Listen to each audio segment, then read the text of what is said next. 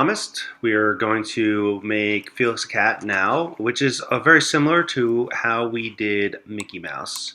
So for Felix, again, we'll start with his eyes, and he's got these like crazy big eyes going on here. So I'm going to click and drag to make the white of his eye, and then I'm going to click and drag another shape, and that's going to become the pupil. So my Felix is probably going to be a little more symmetrical than the one that you see drawn here. So one of the things I want you guys to focus on is how you group things and keep things symmetrical. So we made one eye. Make the entire eye first, so the pupil and the white part, group that, copy and paste it. So now we have both eyes, okay? And these should be just barely touching in the middle, and they should also be aligned vertically.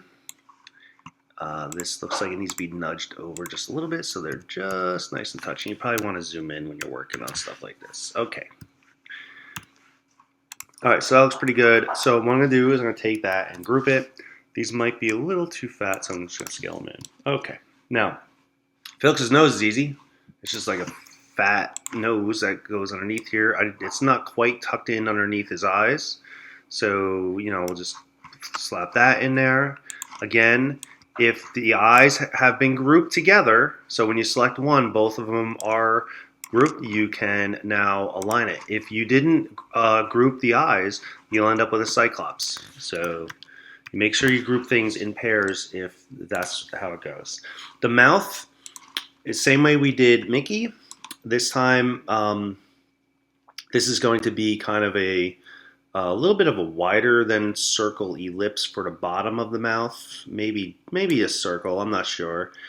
And then the top part is definitely a little wider. Okay, so Felix's mouth is a little bit wider than Mickey's.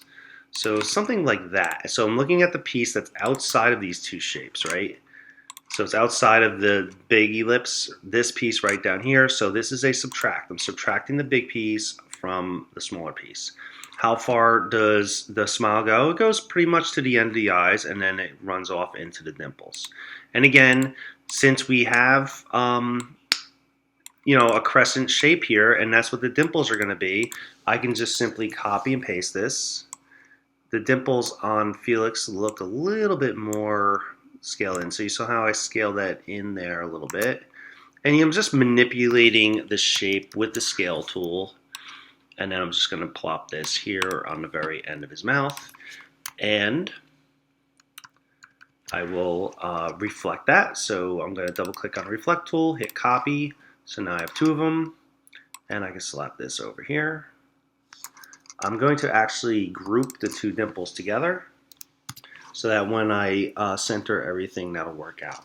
The tongue, more ellipses. So the top of the tongue is like this, the hill and the valley and the hill. So I'm going to draw kind of a more circular type of ellipse here, a little bit fatter. And I have these two. I'm going to align them, pathfinder them together. And I'm actually going to use the eyedropper tool to pick the color right off of Felix. Okay, so that's a nice thing to do. The key on the keyboard for eyedropper is I if you want to save some time. The bottom of the tongue, I'm going to use the actual mouth to cut that off. So I'm putting this right on top of there. I'm going to align them again. A lot of aligning, keep things centered. And this time I'm going to use intersect. Now if I use intersect now, the tongue will end up being black, which means Felix ate something nasty. So we're going to actually bring that to the front. And now I can, actually this tongue might be a little big. All right, it's got like mad cow disease or something here. So we're gonna select both of these. We're gonna line these through center, and now I'm gonna use intersect, and this can go right inside the mouth, right in there. If I take all this, if things have been grouped properly, I can line them up through center and it stays centered. Okay, now we have the white shape of Felix's face before we do the big black shape around the outside. So again, I'm going to use an ellipse. Anytime I see something that's been like rounded off, I'm going to use an ellipse. So Felix's face, I'm going to use a fatter ellipse right here. This is going to hit D on the keyboard to set the default fill and stroke. I'm not going to really worry about the stuff that goes up between his eyes up here, but I do want this top of this ellipse to touch the bottom of his eyes. So I'm just going to nudge this down until that shape just kind of touches the bottom of the eyes there. So I'm going to move that up a smidge. I'm going to select this piece, and I'm going to shift click this piece. Let's send this to the back so we see what we got going on here, and I'm going to hit up arrow. Hey, now he's getting a little bit happy. Notice that this line went a little bit further into the eye than I had it before, so I'm going to move this back down.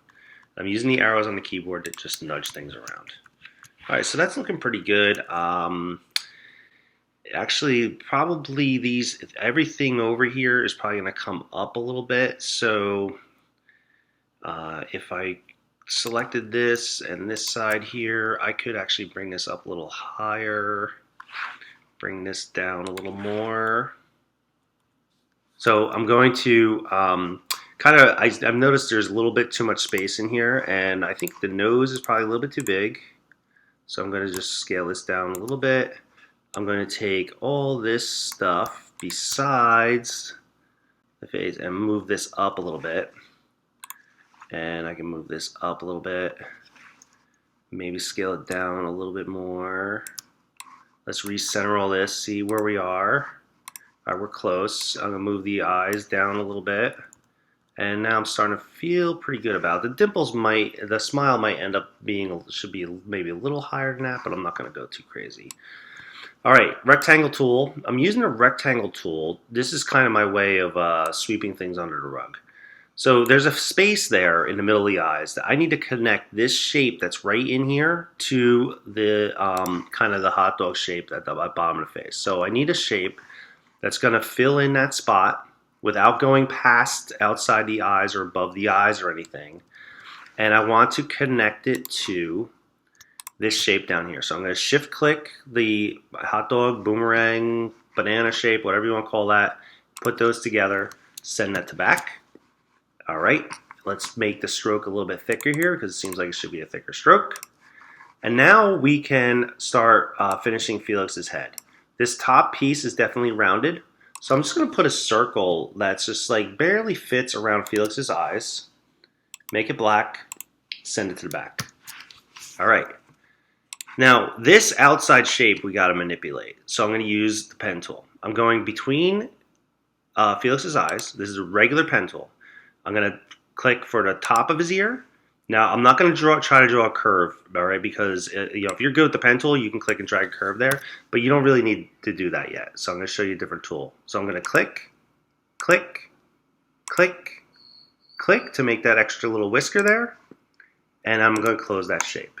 Now, if you want to make something curve, there's a pen tool curvature tool. And what I could do is if you click on this path in the middle here, I can just drag this in a little bit, and now I have a nice little curve there. So I have that shape. This looks like it's going to get reflected to the other side. So when I select that, I'll get my reflect tool. I will option click in the middle, just like we did with Mickey.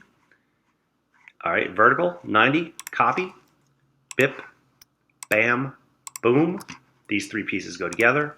Send that to the back, and I'm feeling pretty good about that, Felix. All right, good job, guys.